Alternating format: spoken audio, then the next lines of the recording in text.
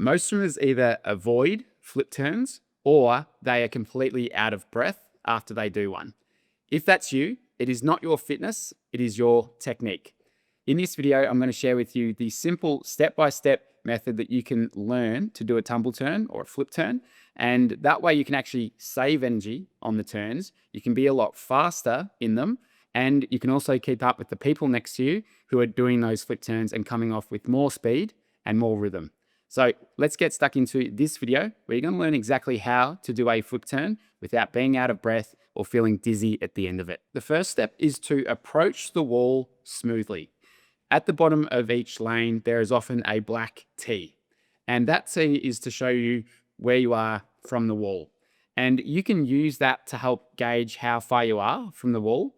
Now, if your pool doesn't have it, you're probably going to have to look slightly forwards to see how far you are from the wall, but most pools are going to have these T's, and they are usually the same distance out from the wall every single time, so that you can reliably know how far away you are as you are approaching the wall. So each turn is going to be the same, no matter which pool you are swimming in. Now, when you come into the wall, we don't want to slow down as we're going into it, because a rule of thumb that you might hear from coaches all the time is that the faster you go into the wall, the faster you'll come out of the wall. And that is certainly true once you get good at doing flip turns. So we want to keep our speed constant and smooth as we go into the wall and approach it. So once you've found your distance from the wall, the second step is to set yourself up on the last stroke. Now, this is where a lot of mistakes often get made. And if you've struggled to do turns well or do them comfortably, this might be where you are doing something that's causing your tumble turns to either lose their rhythm or to run out of breath. Now, in this setup stroke as we go into the wall, we want to head into the wall, take our last stroke, and we're coming into the wall with one hand in front, and that last stroke is going to pull towards your hips, and that's going to help bring you into the wall to initiate the flick. Now, the mistake that people make here is as they're coming into the wall, they don't take that last stroke and keep the hands at the hip. They actually go one hand in front, the other hand comes in front to meet it, and then they try and pull themselves in with both hands. But it's got to be the opposite. Both hands have to be at the hips as you are beginning to flip over. So our last stroke is this setup stroke where we come in with one hand by the side and then we pull ourselves into the wall, and this last hand is going to finish at the hip. And that way that's going to help us with our flip and mean that we can get straight into a streamlined position. Now, one thing that you might have trouble with there is seeing exactly where the wall is. If you are struggling to see the wall as you're swimming in because your goggles are really foggy, check out our Nano Clear anti-fog goggles. These goggles have anti-fog that's built into the lens, and they last 10 times longer than most anti-fog on the market. And so these are goggles that we've developed over the last 6 months so that you don't have to worry about fog anytime that you're swimming. Now, after the setup stroke, we want to initiate the flip into the wall or the tumble into the wall. Now, to do that, we need to tuck our chin to our chest. We need to bring our knees close to our chest and our heels close to our bum, because the smaller, the tighter we can get here, the faster we're going to be able to flip over. So again, another mistake that people quite often make here is that they don't tuck up tight enough, and so it's really hard to get over the water. Another thing that can help you there is as you're going into the wall, as you tuck your chin, you need to almost press your chest down into the water to help initiate that flip. Sometimes people find it hard to flip directly over. So they almost sort of, rather than going over in a straight line, their body turns to the side, and that's where they get messed up. So you need to feel like you're almost somewhat burying your head or your chest down into the water to help initiate it. So if you're finding it hard to do that in a direct motion, make sure that you're really pressing down with the head, the chest, and tuck that nice and tight. So that way, when we land on the wall, we want to land with both feet almost together. Now, what we don't want to do is when we do that flip, we don't want to flip onto our stomach and be facing down into the water ready to push off. We want to flip over, land almost on our back, but we're actually going to turn slightly to the side. So our feet will be about 45 degrees here as we're ready to push off. And you're going to be mostly on your back, and a little bit on your side. You are not going to be on your front at this point. Now, this is important because if you flip over and you try and do the turn onto your front through that motion, it's going to take you twice as long It's going to cause you to lose your rhythm, and you're probably going to get a little bit dizzy in this process. But instead, if you can flip over direct, land feet on the wall, but a little bit of a turn to the side, and then you're ready to push off, the next part becomes a whole lot easier. Now, it's important to make sure that you land the right distance away from the wall. Now, a lot of people, when they're first learning this, most people tend to turn too close to the wall. So when their feet hit the wall, they're either struggling to get their feet underneath themselves, or they just completely slip off when they push off the wall. So think about it as almost like you're crouching on a skateboard.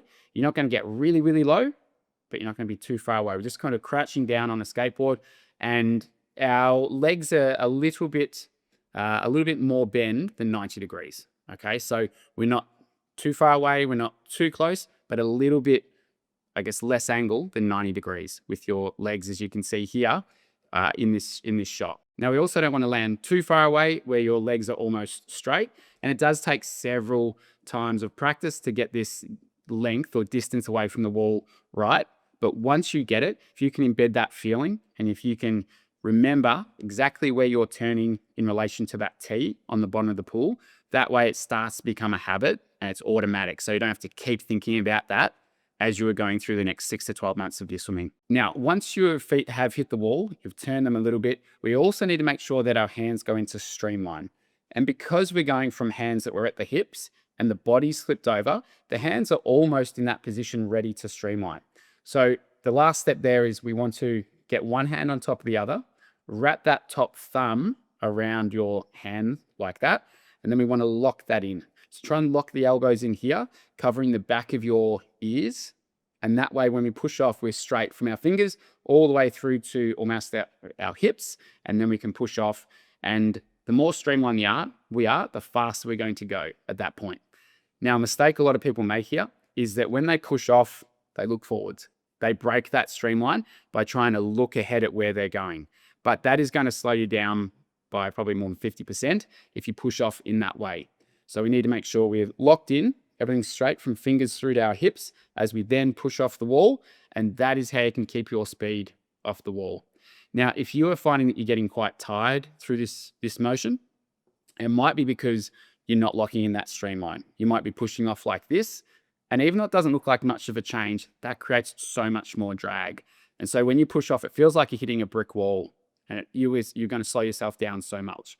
Now, if you're tight through the shoulders and you can't quite get into a really good streamline, get into as good a streamline as possible. And that way you're going to save yourself possibly half a second or even maybe a second on every single lap that you're doing these turns. Now, as you are pushing off the wall, we are then going to push off, and as you're coming off, we're going to start to turn onto our front. So by the time you go to take your first stroke, we want to be eyes down into the water. So we're facing down, ready to take that first stroke. So most of the turn is happening as we are coming off the wall. And that, again, takes a bit of practice to figure out how do I need to move and hold my body as I'm coming off the wall. But if you can do that well, then it is going to save you several seconds. It's going to save you a lot of energy. And it means that you're going to keep your speed coming off the turn. Because the fastest point in any race, in any lap that you're doing, is either off the dive or off the wall. And we want to try and maintain that speed as long as we can into those first couple of strokes. But if you're pushing off, creating a heap of drag, then you're starting from a very slow position. And then it's harder work getting that speed going. So if you're getting frustrated that the person next to you is smashing you off every single turn, doing the turn in this way can actually help you sometimes save 1, 2, 3 seconds per 100 if your turns are really slowing you down right now. Now, if you are a junior swimmer or a teenager, you're probably getting taught to do at least 2 or 3 underwater dolphin kicks off every single turn. And I think for junior swimmers, that is something that is worth practicing. If you're an adult, like the people that I teach and I coach, you probably don't have the flexibility and the speed in your kick to get much speed off your underwater dolphin kicks. So I don't mind if you are a triathlete, I don't mind if you come straight off without doing any dolphin kicks underwater. But what I would suggest is push off. You might do a couple of freestyle kicks as you're going into your first stroke. But we're not trying to put a lot of effort into those kicks, and we're not trying to really do a lot of kicks and staying underwater for as long as we can, you're probably better off just pushing off and almost breaking out straight away. Because let's say you don't have a great streamline, let's say you're a bit tighter than that. Let's say you don't have a great kick, you're probably going to save the most time and the most speed by coming up fairly quickly. But obviously that advice is going to change depending on what you're training for. I was listening to a podcast with Bob Bowman, who was Michael Phelps's coach, and they really worked on those underwaters, because if you've got a great dolphin kick, it can be the fastest way that you can travel through the water, faster than your above water swimming, in fly, in freestyle. So it just depends who you are. But I think for a triathlete, just come off the wall, break out fairly quickly so you can just get back into swimming, which is probably going to be the fastest way to travel through the water for you. Now, as we break out, we don't want to take our stroke while we're really deep in the water, because then you're going to find that you get stuck and you lose your speed. So try and gauge your depth as you're about to come near the surface, as you're about to pop out. That is when you can take your first stroke, so that in that first stroke, you are just coming out of the water and you're breaking the surface there. Now, some common mistakes to avoid when you are doing a flip turn. The first one is rushing into it and trying to speed up as you go into the wall and just losing your rhythm and your timing. So we want to try and keep the speed that we go in and the speed that we go out, we want to keep that quite smooth. The second mistake is over rotating or twisting onto your side as you're flipping. We want to go directly into the wall, flip over, land almost on our back with a little bit of a turn, instead of trying to get your body onto its front by the time your feet hit the wall. The third mistake is when you push off the wall, not pushing off straight or even going slightly down into the water. A lot of people will push off and either go straight upwards or they'll go down too deep. So it's about finding the right angle so that when you take that first stroke, that you're just breaking the surface of the water. And the fourth mistake is starting your first stroke too deep into the water so that you lose all of your speed. We need to make sure that first stroke happens just as you're about to break the surface of the water. So what mindset can you take into your flip turns? Well, firstly, it's not about trying to rush things in the speed. It's about keeping things smooth and keeping the rhythm of your stroke as you go into the wall. The next part is it is about technique and maintaining streamline. So we don't need to muscle our way through the turn or really try and force ourselves through these movements. If we do them smoothly and we get very compact when we turn and we push off in a great streamline, that is where the speed itself is going to come from, not from trying to muscle or force any of these movements. The smoothness and good technique will carry you a lot further than trying to force a lot of these things. And the last one is it does take practice. So don't worry if you're getting water up your nose, if you are slipping off the wall, if you're misjudging the distance when you come into the wall. All of this stuff takes practice. And if you don't go through those parts where you feel like you might be failing, or you're like, oh, I'm never going to get it. If you're not going through that, then you're probably not doing the things you need to do to become very good and very efficient at flip turns. It's just part of the process in learning.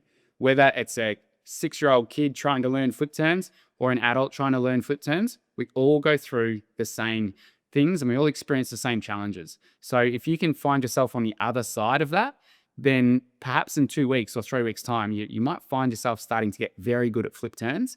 And it makes swimming in a pool, particularly a shorter pool, like a 25-yard or a 25-meter pool, it makes it so much more enjoyable when you can do these flip turns well and do them comfortably when you don't have to think much about it. And it is possible. It's a learned skill. So there's no reason why you can't make this a part of your stroke that is just something you don't have to think about. I hope you enjoyed this breakdown of freestyle flip turns. If you'd like to grab a pair of our Nano Clear goggles, click the link below in the description. And if you would like the full breakdown of freestyle technique, you can click and watch this video right here.